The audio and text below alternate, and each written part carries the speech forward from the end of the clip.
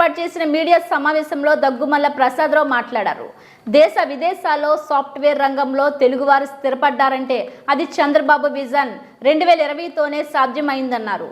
వైకాపా ప్రభుత్వంలో రాయలసీమ ప్రాంతంలో నీటి కరువు ఏర్పడిందని, వైకాపా ప్రభుత్వంపై నమ్మకం లేకనే పరిశ్రమలు పెట్టుబడులు రాష్ట్రానికి రాలేదని విమర్శించారు. ఎన్డీఏ కూటమి పార్లమెంట్ అభ్యర్థిగా తనను చంద్రబాబు నాయుడు ప్రకటించిన తర్వాత జిల్లా మొత్తం పర్యటించినట్లు తెలిపారు. జిల్లాలో త్రాగు సాగునీరు సమస్యలు తీవ్రంగా ఉన్నాయని, చదువుకున్న యువత ఉద్యోగాలు లేవని చాలా మంది పొరుగు రాష్ట్రాలకు వలసపోయారని తెలిపారు.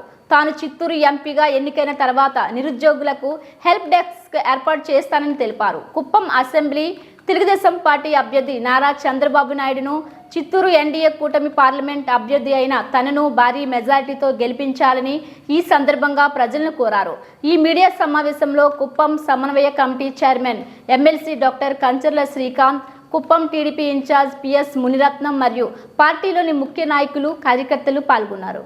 నీటిపారుదల సౌకర్యం ఎలా ఉంది మనకి ఇక్కడంటే అందరూ గ్రౌండ్ వాటర్ బోర్ల మీద ఆధారపడ్డారు. అందరూ ఎప్పుడైతే వ్యవసాయ ఆధారితం కాబట్టి ఆధారపడ్డామో 500 ఫీట్లు వచ్చేది కాస్త 1000, 1000, 1200 వెళ్ళిపోయింది. మనం ఎంతకాలం దీని మీద ఆధారపడాలంటే మనకి చంద్రబాబు నాయుడు గారు మహోన్నతమైన ప్రాజెక్ట్ ఒకటి స్టార్ట్ చేశారు. అది అంత్రేదీవా. ఇక్కడ మనకి కుప్పం దాకా వస్తుంది, రామకుప్పం మీదగా వెళ్తుంటుంది, కిందకి వెళ్ళిపోతుంది. అలాగే తెలుగుగంగ, ఇదేమో లిఫ్ట్ ఇరిగేషను, అదేమో గ్రావిటీ ఫ్లో. ఈ రెండింటికి కూడా నీళ్లు రావాలంటే వర్షాభావ పరిస్థితులు వస్తే కృష్ణాకి మీకు తెలుసు, కృష్ణా రివర్లో వాటర్ చాలా తక్కువ వస్తుంది. ఎప్పుడైనా వర్షం బాగా పడితే అలమెట్టిలోనే సగం అయిపోతుంది. వాళ్ళ కాలంలో చెరువులు నిండడానికి మనకు వస్తాయి. దాని నుంచి గద్వాలకు వస్తుంది, గద్వాలు వాడిన తర్వాత శ్రీశైలంకి వస్తుంది. చాలా తక్కువ టైమ్స్ మాత్రమే శ్రీశైలం నుంచి నీళ్లు మనం వదులుతాం. అక్కడ ఓవర్ఫ్లో అయినప్పుడే మన కారణం తీసుకోవడానికి వస్తుంది.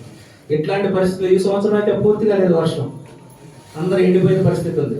ఇట్లాంటి పరిస్థితుల్లో పోలవరం కంప్లీట్ చేసి తొందరగా కంప్లీట్ చేసి అక్కడి నుంచి నీళ్లు తీసుకొని కృష్ణా శ్రీశైలం బ్యారేజ్లో తీసుకొని అక్కడి నుంచి రాయలసీమకి నీళ్లు ఇవ్వాలని మహోన్నతమైన ఉద్దేశం పెట్టి 72% కంప్లీట్ చేస్తే ఈ 5 సంవత్సరాల్లో వైసీపీలో 28% దాన్ని కంప్లీట్ చేయలేక వాళ్ళ మీద కాంట్రాక్ట్, రివర్స్ కాంట్రాక్టింగ్ అని చెప్పి మనందరిని మభ్యపెట్టి రాయలసీమ డిస్ట్రిక్ట్ నీళ్లు లేకుండా చేశారు. ఈ రోజు మనం ఇక్కడ నీళ్లు లేకుంటున్నాం.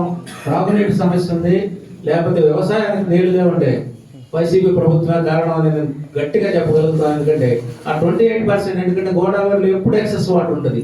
ప్రతి రైనీ సీజన్లో మనం కొన్ని వేల టీఎంసీ నీళ్లు గోదావరి సముద్రంలో కలిపేస్తాం. ఆ కలిపిన నీళ్లు మనం ఇక్కడ కానీ తీసుకొని కృష్ణాలో పెట్టుకుంటే ఇవి 2 వస్తాయి.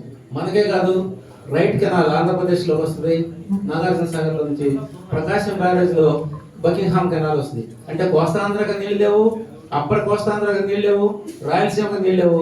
దీని అంతటి కారణం ఎవరంటే అనాలోచితమైన అసమర్థమైన వైసీపీ ప్రభుత్వం. దయచేసి మీరు యువకులు గుర్తించండి, ఇది ఇట్లాంటి పరిస్థితి మనకు ఉండకూడదు. సో ఇలాగా చాలా సమస్యలు గుర్తించాము. ఇక్కడ వ్యవసాయ ఆధారితమైన సమస్యలు గుర్తించాం. మాకు ఇక్కడ లేదు, కానీ చంద్రగిరి, పోతలపట్టు ఏరియాలో ఏనుగుల సమస్య ఎక్కువ ఉంది. బాగా పంట పండి, ఇక్కడ కూడా ఉంది, బాగా పంట పండి కరెక్ట్గా కోసుకోపోయేటప్పుడు అవి వచ్చి నాశనం చేసేపోతుంది. దీన్ని ఏం చేయాలి? జంతువులకు నష్టం చేయకుండా చేయాలి, మన ప్రవర్తన మనం ప్రొటెక్ట్ చేసుకోవాలి. ఇది ఎలాగానంటే solar fencing is the best thing. ఎన్ని కిలోమీటర్లు సోలార్ ఫెన్సింగ్ ఉంది ఎస్టిమేషన్ వేయించి దాన్ని కూడా చేయించే బాధ్యతని ప్రభుత్వం ఫండ్స్ తోటి ఎలా చేయొచ్చు అనేది ఆలోచిస్తున్నాం. అలాగే ఆల్రెడీ జరిగిపోయిన పంటల నష్టానికి ఏం చేస్తామంటే దానికి రీజనబుల్ ఎస్టిమేషన్ ఇచ్చి, రీజనబుల్ ఏదో ఎంత ఇచ్చామో మీరు తీసుకున్నది కాదు, పంట ఎంత నష్టం జరిగింది, ఈ పంటకి ప్రభుత్వం ఏమి ఇవ్వాలి అది ఎస్టిమేట్ చేసి వీళ్ళందరికీ కాంపన్సేషన్ తీసుకొచ్చే బాధ్యత కూడా మేము తీసుకుంటాం. సో కాబట్టి ఈ సమస్యను కూడా మేము బాగా సీరియస్గా తీసుకుంటున్నాం. ఇంకోటి, నగర ప్రాంతంలో చేనేత కార్మికులు ఉన్నారు, వాళ్ళకి గత డికేట్స్గా ఏ మాత్రం హ్యాండ్ టు మౌత్ ఏదో సంపాదిస్తున్నారు, తిన్నాక సరిపోతుంది, కానీ సర్ప్లస్ ఎక్కడ మిగలట్లేదు. వాళ్ళకి మేము ఏం ఫెసిలిటీస్ ఇవ్వాలి? మన ప్రభుత్వం నుంచి, సెంట్రల్ గవర్నమెంట్ నుంచి ఇవ్వచ్చా, స్టేట్ గవర్నమెంట్ నుంచి ఇవ్వచ్చా మేము ఆలోచిస్తున్నాం. బహుశా సెంట్రల్ గవర్నమెంట్ ఏదో చట్టసభలో మాట్లాడి చిన్న టెక్స్టైల్ పార్క్స్ అని తేగలమా, raw material control, sale control, వీళ్ళ ఆర్ట్కు వాల్యూ తీసుకురావడానికి. మీకు తెలుసు టెక్స్టైల్ ఊరికే ప్రొడ్యూస్ చేయడం కాదు, how best you give art, ఆ ఆర్ట్కి చేసుకుంటే ఆ సేల్స్ దేశం మొత్తం అంటే ప్రపంచానికి కూడా వెళ్ళిపోతుంది. అట్లాంటి అవకాశం ఉందని చెప్పి పరిశీలిస్తున్నాము. అయితే దీనికి పర్యవసానంగా మనకు ఒక పొల్యూషన్ కూడా జరిగే అవకాశం ఉంది. అదేంటంటే కలర్ వాటర్. ఈ కలర్ వాటర్ కూడా ట్రీట్మెంట్ ప్లాంట్స్ తీసుకొని భూజలాలను నాశనం చేయకుండా ట్రీట్మెంట్ ప్లాంట్ చేసి మిగిలిన వాటర్లో వదిలేద్దాం అని చెప్పి ప్రయత్నం కూడా చేస్తున్నాం. ఈ రెండు కూడా మేము తెలిసిన వెంటనే ఎంత తొందరగా వీలైతే అంత తొందరగా తీసుకొని వస్తాం. ప్రాబ్లమ్స్ ఉన్నాయి, డబులింగ్ లైన్స్ ప్రాబ్లమ్స్ ఉన్నాయి, అలాగే మేజర్ ట్రైన్స్ ఆగటం లేదు, అలాగే మనకి ఇన్లాండ్ పోర్ట్ కూడా ప్రపోజల్లో ఉంది. అది ఎవరి దగ్గరికి రావాలని ఆలోచిస్తున్నారు. ఇన్లాండ్ పోర్ట్ అంటే మీకు అర్థమై ఉంటుంది. పోర్ట్ దగ్గర కంటైనర్స్ పెట్టుకోవడానికి రష్ పెరిగిపోతే 100 కిలోమీటర్లో ఎక్కడన్నా రైల్వే లైన్స్ స్టేషన్స్ కానీ బాగుంటే జంక్షన్స్ అంటారు, బాగుంటే అక్కడ పెట్టుకుంటారు. తెచ్చి పెట్టుకుని అక్కడ నుంచి డిస్ట్రిబ్యూషన్ చేస్తారు ఆల్ ఓవర్ ఇండియాకి. అట్లాంటి ఫెసిలిటీస్ కూడా మనకి మద్రాస్ పోర్ట్ దగ్గర ఉంది. దానికి ఎక్కువ ఇంపోర్ట్స్ ఇవి జరుగుతుంటాయి. దాని నుంచి ఇన్లాండ్ పోర్ట్ అవకాశం కానీ వస్తే మరి చిత్తూరు రైల్వే లైన్ తీసుకురావటమా లేకపోతే పాకాల దగ్గర తీసుకురావటమా, ఏ జంక్షన్ వీలు అవుతుందని మేము పరిశీలిస్తున్నాం.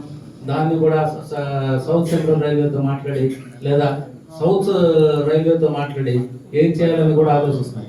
సో ఈ విధంగా మేము అన్ని సమస్యలను గుర్తించి ఈ సమస్యల పరిష్కారానికి ప్రయత్నం చేస్తా ఉన్నాం.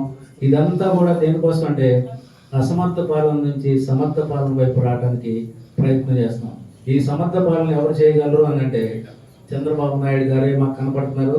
గత 14 సంవత్సరాల నుంచి మనం చూసాం సీఎంగా. మిగతా 14 సంవత్సరాలు అపోజిషన్ లీడర్ కూడా చూసాం.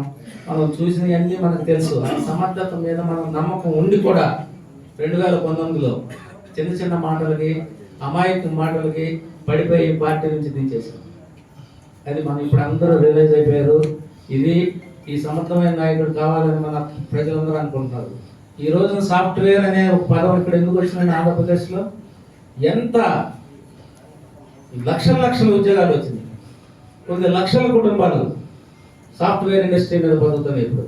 దీని అంతటి కారణం ఎవరు? ఈరోజు అమెరికాలో యూరోప్లో కూర్చొని మన పిల్లలు మన మనవాళ్ళు మన పిల్లలు కొడుకులు కూతురులు ఇండిపెండెంట్కి వెళ్ళిపోయి నా ప్యాకేజీ సంవత్సరానికి 1 కోటి డాడీ, నా ప్యాకేజీ 2 కోట్ల సంవత్సరానికి అని చెప్పగలుగుతున్నారంటే ఎవరు అనుకుంటున్నారు? మూల కారణం చంద్రబాబు నాయుడు గారు 2000 సంవత్సరంలో విజన్ 2020 అని చెప్పి వేసిన బీజం అది. అలాగే మిగతా వాళ్ళు కూడా దాన్ని డెవలప్ చేస్తారు, ఎవరు దాన్ని వదలలేదు.